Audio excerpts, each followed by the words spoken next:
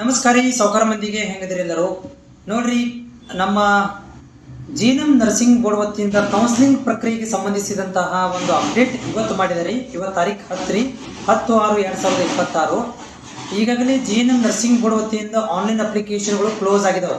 6ನೇ ತಾರೀಕಿಗೆ ಕ್ಲೋಸ್ ಆಗಿತ್ತು. ಎಲ್ಲರೂ ಕೌನ್ಸಿಲಿಂಗ್ ಸಲುವಾಗಿ ಕಾಯ್ತಾ ಇದ್ದೀವಿ. ಕೌನ್ಸಿಲಿಂಗ್ ಯಾವಾಗ ಬಿಡ್ತಾರೆ ಅಂತ ಹೇಳಿ, ರ್ಯಾಂಕ್ ನಂಬರ್ ಆಗಿರ್ಬೋದು, ಸೀಟ್ ಮ್ಯಾಟ್ರಿಕ್ಸ್ ಇರ್ಬೋದು, ಆಮೇಲೆ ಫೀಸ್ ಸ್ಟ್ರಕ್ಚರು ಮತ್ತೆ ಕಾಲೇಜ್ ಸೆಲೆಕ್ಷನ್ ಮಾಡ್ಕೊಳ್ಳಿಕ್ಕೆ ಆಪ್ಷನ್ ಎಂಟ್ರಿ ಲಿಂಕ್ ಯಾವಾಗ ಕೊಡ್ತಾರೆ ಅಂತ ಕಾಯ್ತಾ ಇದೀವಿ.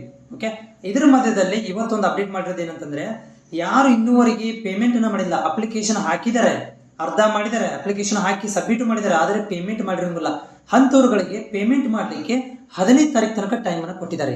ಹೌದ್ರಿ, ಇದೇ ತಿಂಗಳು 15 ಅಂದ್ರೆ ಇನ್ನು 5 ದಿವಸ ನಿಮ್ಗೆ ಪೇಮೆಂಟ್ ಮಾಡಕ್ ಟೈಮ್ ಕೊಟ್ಟಿದ್ದಾರೆ. ಒಬ್ಬೊಬ್ಬರದ್ದು ಪೇಮೆಂಟ್ ರಿಜೆಕ್ಟ್ ಆಗಿ ವಾಪಸ್ ಬಂದಿರುತ್ತೆ.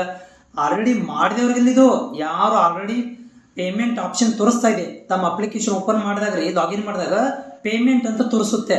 ಆ ಪೇಮೆಂಟ್ ಅಂತ ತೋರಿಸ್ತಪ್ಪ ಅಂದ್ರೆ ನೀವು ಪೇಮೆಂಟ್ ಮಾಡ್ಬೇಕಾಗ್ತೈತಿ.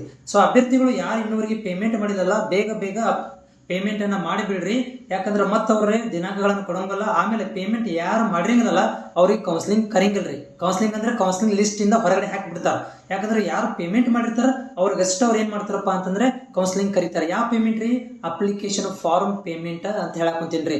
ಆ ಅಪ್ಲಿಕೇಶನ್ ಫಾರ್ಮ್ ಪೇಮೆಂಟ್ ಅನ್ನ 15 ತಾರೀಕು ತನಕ ಟೈಮ್ ಕೊಟ್ರೆ ಬೇಗ ಪೇಮೆಂಟ್ ಮಾಡಿ. ಇದೊಂದು ಅಪ್ಡೇಟ್ ಅನ್ನ ಇವತ್ತು ಮಾಡಿದಾರೆ.